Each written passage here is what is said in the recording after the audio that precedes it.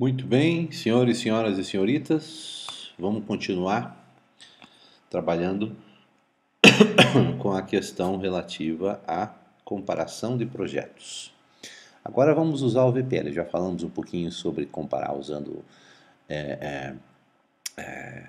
a questão do payback, já utilizamos aí a emitir, já vimos eventualmente quais são os potenciais problemas que isso pode ocorrer.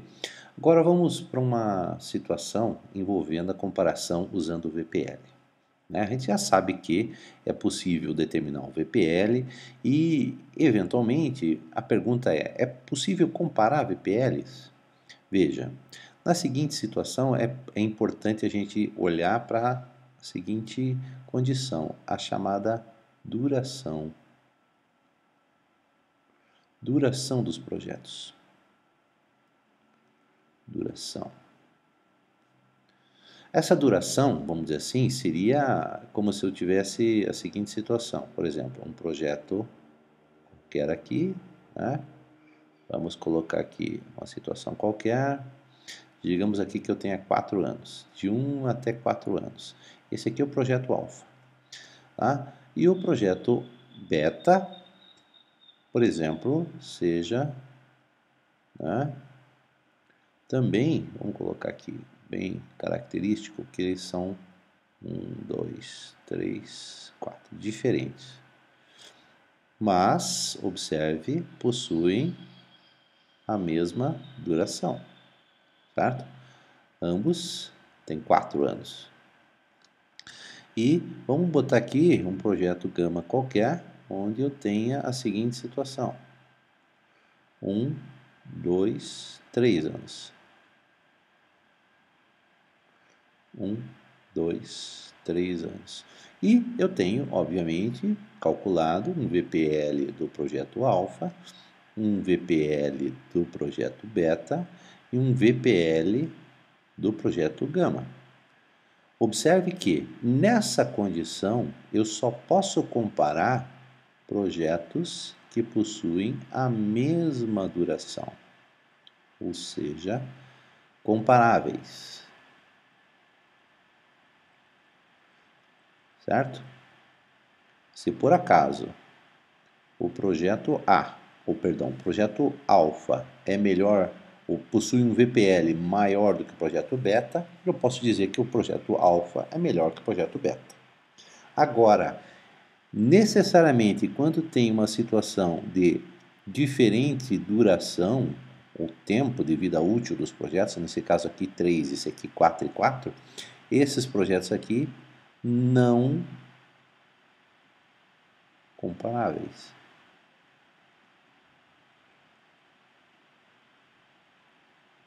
Ou seja, o que eu estou querendo dizer? Estou querendo dizer que eu posso comparar projetos que possuem a mesma duração, 4 e 4. Agora, 4 e 3 não posso comparar. Então, a gente vai analisar, vamos dizer assim, projetos com duração igual ou duração diferente. Então, igual, a gente vai usar o VPL. Diferente, a gente vai usar uma outra ferramenta, que a gente vai fazer num próximo vídeo, que se chama VAUE. É mais ou menos, não sei, se assuste porque a ferramenta é a mesma do VPL, é só com uma pequena alteraçãozinha. Então, inicialmente, a gente vai tratar dessa questão dos projetos que são comparáveis. Agora, ao comparar projetos, eu preciso tomar alguns cuidados, mesmo que eles sejam, supondo que tenham duração igual, que eu estou trabalhando com essa questão aqui, eu posso ter, vamos dizer assim, algum problema quando eu vario a minha TMA. Então, eu tenho que ter um cuidado com TMA. Como assim? Pode ser que esses valores, por exemplo, o VPL alfa, que eu tinha dito que era melhor que o beta, que poderia se comparar, então, em tese, o alfa é melhor que o beta, certo? Porque ele possui um VPL maior do que o beta. Nesse caso específico, Pode ser que para a TMA que eu estou utilizando naquele momento, o alfa seja melhor que o beta. Agora, pode ser que ao alterar a TMA, esses valores, né, se modifiquem. Né? Porque normalmente eu posso ter, vamos fazer aqui uns desenhos aqui, ó. Eu posso ter a seguinte situação, tá? Vamos imaginar aqui um VPL em função de TMA. TMA, né? Eu tenho aqui o VPL. Vamos imaginar então que o alfa seja assim, certo? Esse aqui é o meu projeto alfa. E vamos imaginar agora que o meu projeto beta, né, seja assim, né? Por exemplo,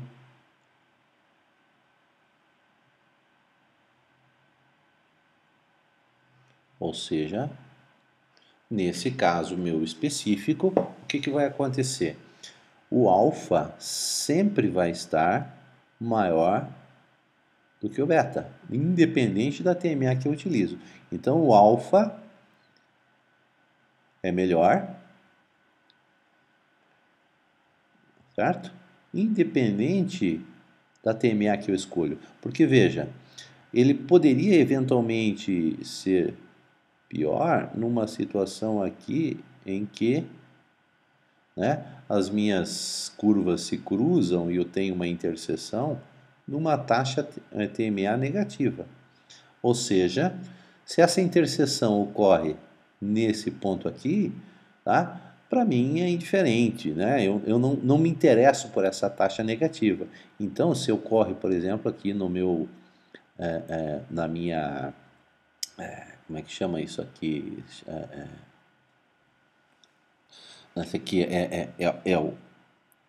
o quadrante 1, esse aqui é o quadrante 2, né? Nesse quadrante 2, se acontece nesse quadrante 2 aqui, não me interessa, então, na realidade, eu vou considerar que o alfa sempre vai ser melhor que o beta. Agora, eu posso ter também a seguinte situação.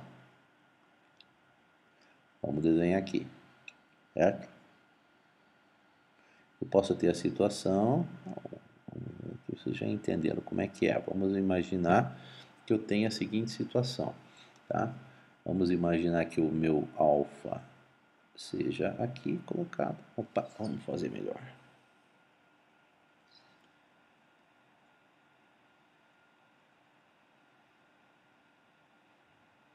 Fazer um desenho mais bonito aqui. Tá?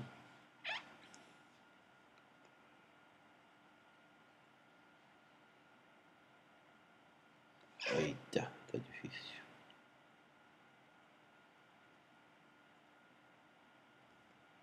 O alfa seja assim. E o meu beta, por exemplo, seja assim.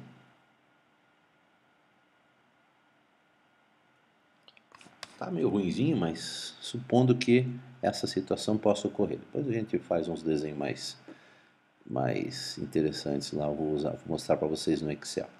Tá? Aqui, observe, o alfa continua sendo melhor do que o beta e a interseção, quando vai ocorrer num período, né, no quarto quadrante aqui, certo? Em que, vamos dizer assim, a taxa de juros, a TMA, que a gente está olhando aqui, essa TMA, vamos dizer assim, está depois da TIR, tanto do projeto alfa quanto do projeto beta. Então também não me interessa essa condição, vamos dizer assim, não é problema eu ter essa condição.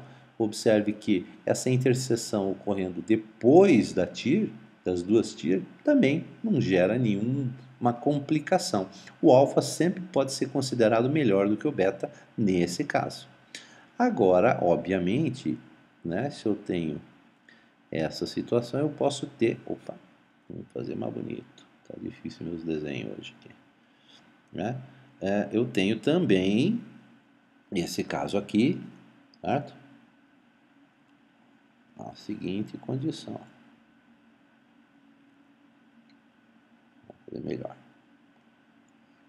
A seguinte condição. o fato em que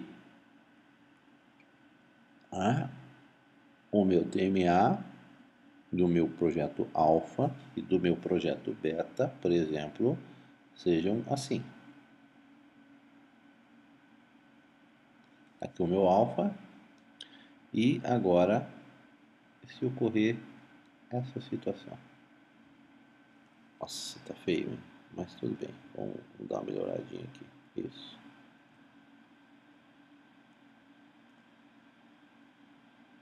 Observe, nesse caso, o que acontece? Acontece uma interseção aqui, indicando que desse lado aqui, o melhor é, já que eu estou usando o azul alfa e o beta vermelho, né, que eu não tinha posto. Eita. Aqui era beta e aqui era alfa. E aqui mesma coisa. Né? Então, nesse caso aqui, qual é o melhor desse lado? Alfa. E qual é o melhor desse lado aqui? Beta. Observe que eu tenho um ponto aqui que faz a interseção e que está no meu primeiro quadrante. Se ele está no meu primeiro quadrante, isso pode ser um problema de análise, certo? Porque nesse caso aqui, aqui acontecia a interseção no segundo, aqui acontece a interseção no quarto e aqui acontece a interseção no primeiro. Nesse caso, esse ponto aqui é chamado também de interseção de Fischer ou ponto de Fischer. Né? Vamos colocar aqui, ó, ponto de Fischer, que foi um economista que demonstrou essa condição aqui. Então, esse meu ponto de Fischer aqui, certo? Ou minha interseção de Fischer pode gerar, vamos dizer assim, interpretação equivocada. Se a minha TMA está desse lado, vamos dizer assim, eu escolheria beta. Se ela está desse lado, eu escolheria alfa. Então, esse, vamos dizer assim, pode gerar uma interpretação equivocada dependendo da TMA. Por exemplo, se a sua TMA está próxima do ponto de Fischer, qualquer alteração nela pode gerar interpretação dupla em relação à situação original. Tá? Então, esse é um ponto que, vamos dizer assim, seria preocupante quando a gente vai analisar projetos de mesma duração. Veja, o que nós estamos voltando, estamos trabalhando com projetos de mesma duração, né, com VPL igual. A única coisa que eu tenho que tomar cuidado é em relação à TMA, porque eventualmente eu posso ter situações desse tipo, tá? Então vamos dar uma olhada aqui. Eu tenho um exemplo, né, numérico, tá, onde essa situação ocorre. Observe aqui, tá? Observe que nesse caso aqui você tem basicamente um projeto A e um projeto C, né? O projeto A com menos 100 investido e 25, né, daqui até aqui, né, 6 anos, né, e com 10% ao ano. O VPL dele deu 8,88 e a TIR dele deu 13.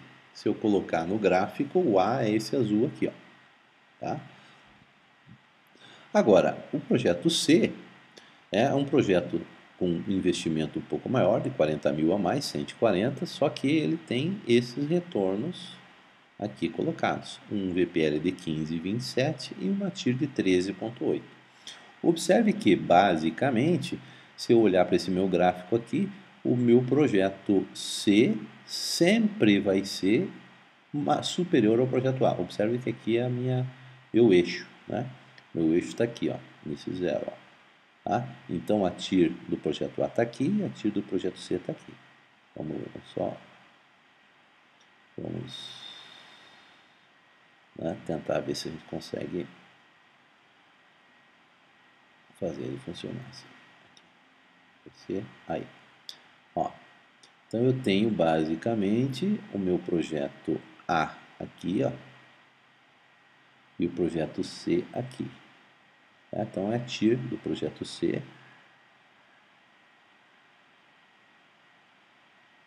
E aqui é a TIR do projeto A.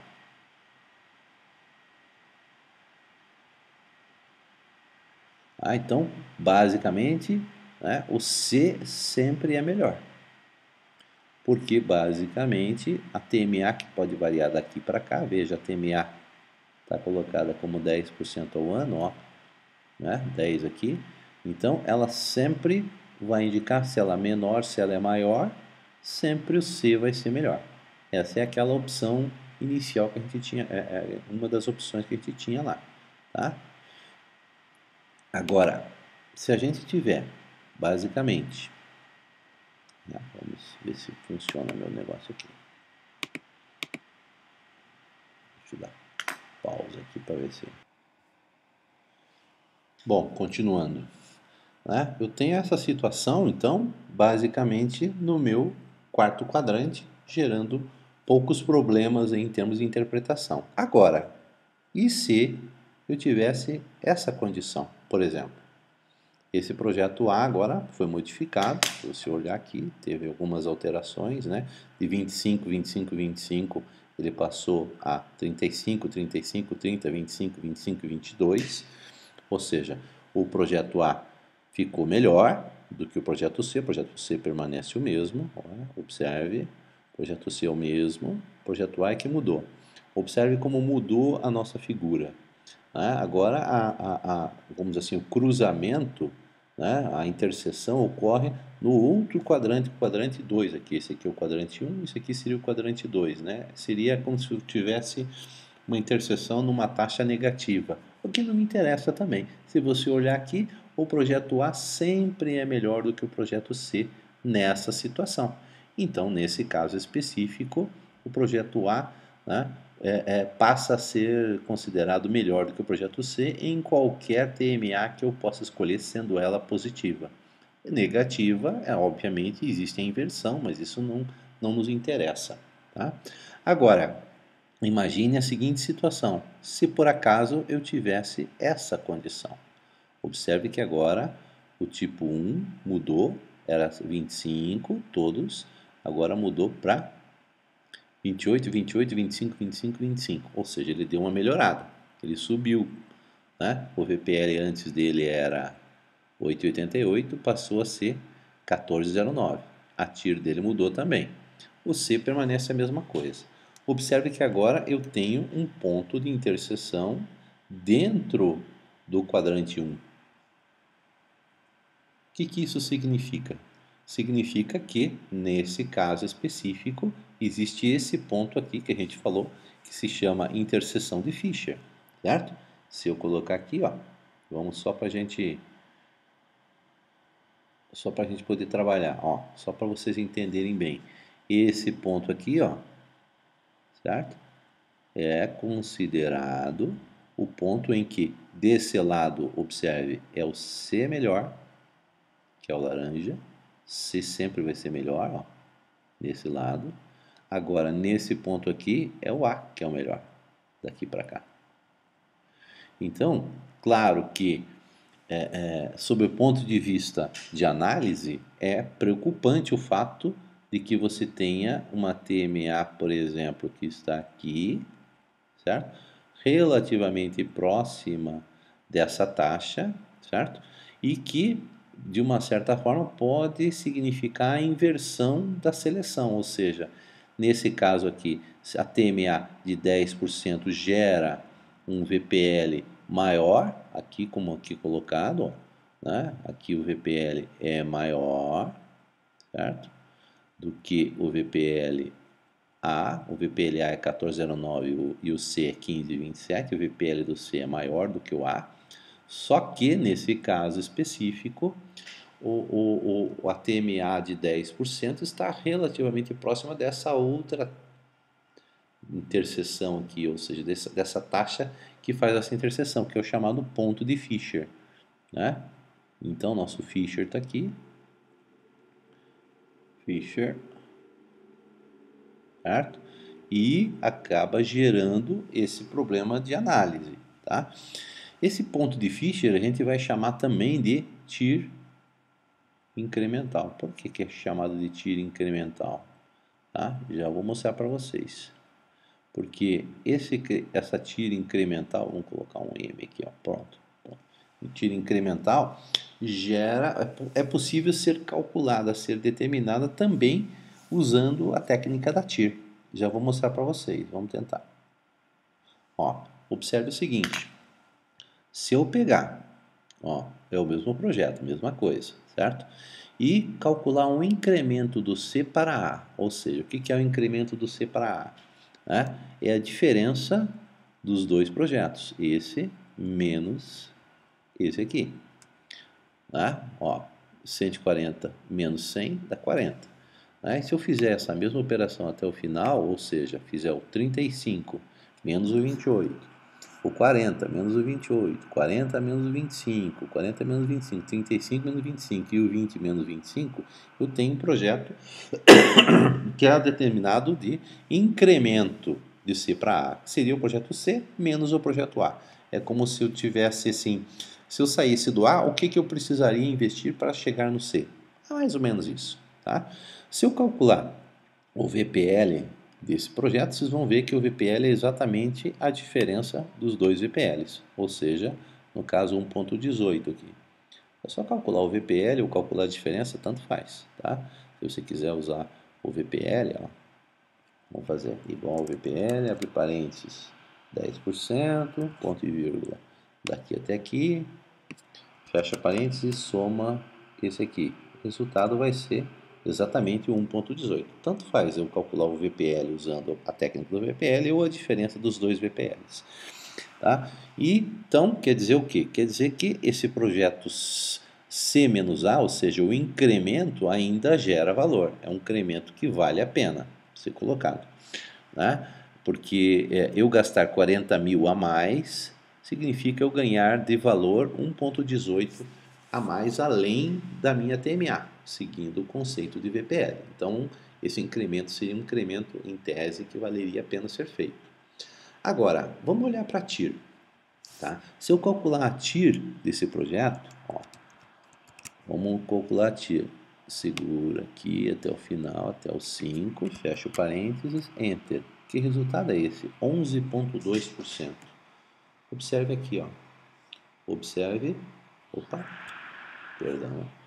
Observe que eu tenho a TIR incremental exatamente nesse ponto aqui, ou seja, esse 11,2 é o que? A interseção dos dois projetos. Então, basicamente, se eu quiser calcular, né? Vamos lá, vamos tentar de novo. Se eu quiser, devagar, uma vez, aí. Se eu quiser calcular e usar, basicamente, vamos pegar uma outra coisa, essa coisa aqui está meio ruim, vamos pegar em vermelho, isso. Se eu quiser determinar, basicamente, essa taxa de juros, que é uma taxa interessante para mim, tá? Eu tenho que fazer a diferença dos dois projetos, ou seja, o C menos o A, calcular a TIR dessa diferença, e esse valor vai ser exatamente o 11,2. Esse 11,2% é o que? A chamada TIR incremental, ou meu ponto de Fisher. Então, ao calcular a TIR incremental, certo? E verificar que a TIR incremental é menor do que os dois projetos anteriores, a TIR dos dois projetos, isso significa que a minha interseção está no quadrante 1. Agora, se eu quisesse calcular a TIR incremental para aquelas duas opções anteriores, né? A tipo 2 e o tipo 1, lembra que a gente tinha feito aqui, certo? Onde a interseção ocorreu no quadrante 4 e no quadrante 2, o que acontece? Acontece que a TIR incremental vai ser, né, calculada e vai ser determinada e vai estar numa posição superior à TIR individual de cada um dos dois projetos para esse tipo 2 aqui, que seria no quadrante 4, e vai ser uma TIR negativa, vocês vão calcular, se você quiser, faça isso, e uma TIR negativa para esse tipo 3, ou seja, digamos, para o tipo 1, perdão, né? A gente tinha calculado para o tipo 1. Então, para o tipo 1 e para o tipo 2 vai estar ou no quadrante 4 ou no quadrante 3, quadrante 2, gerando, vamos dizer assim, a informação de que é possível calcular essa interseção, certo? E essa interseção para nós ela só é importante se ela ocorre no primeiro quadrante. Se ela ocorrer no primeiro quadrante, eu preciso me preocupar com ela e verificar se por acaso a minha TMA, que no caso aqui é 10% ao ano, não está muito próxima. Nesse nosso caso aqui está próxima. Está próxima o 10 do 11,2. Então, 1,2% de variação é relativamente possível numa condição, vamos dizer assim, de viabilidade ou de análise, né? 10 estaria muito próximo desse 11,2, gerando eventualmente uma interpretação de que talvez seja necessário tomar cuidado em relação à variabilidade da minha TMA. Tá? Então, o que nós fizemos? Nós comparamos projetos de investimento, certo? O A e o C são iguais, né? Ou seja, eles podem ser comparados ao seu VPL, só que tem que tomar um cuidado extremo aqui, né, em relação à TMA. É necessário verificar se por acaso não existe a situação de um ponto de Fisher ou uma tira incremental no primeiro quadrante. Se isso ocorrer, tá, você precisa reanalisar e verificar se não está próximo da sua TMA. Se estiver próximo, é importante que você, analista, coloque a informação, vamos dizer assim, para quem vai analisar ou ler o seu relatório, de que essa situação pode ocorrer e que talvez seja importante ficar de olho ou monitorando a questão da TMA, tá? Para verificar se vale ou não vale a pena se preocupar com esse caso, ok? Bom, vamos encerrar esse vídeo aqui e vamos analisar a situação onde a gente tem casos em que a duração é diferente, tá? No nosso próximo vídeo.